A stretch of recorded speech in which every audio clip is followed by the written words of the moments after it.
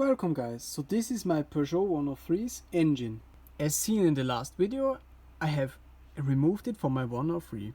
Now I will begin to dismantle it. The exhaust was removed. I will now remove the cylinder head nuts. The nuts are off and I can now gently lift the head. So my head looks like this and even my head gasket doesn't look completely ripped. I'm quite impressed. Now it is time to pull the cylinder off. I will wait with a rag to catch the piston as to not damage. So here I have my lovely piston. I will now remove the intake stud. The intake stud was removed as well as the plate with the flaps. I will now remove the cover for the ring to examine it further. You may already see it, but this ring is dead. I will now split the motor. After applying some force, the engine was split. Now I can buy the proper rings. In the last move for today, I have removed the rings. So I now know that this one is a 16 by 30 and this one is a 20 by 30.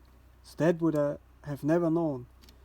I will also replace this bearing because it took a beating, and maybe also this bearing, just for good measure. So this is a 20 by 47 and this is a 17 by 40. Alright guys, I hope I find the parts. I will see you in the next video.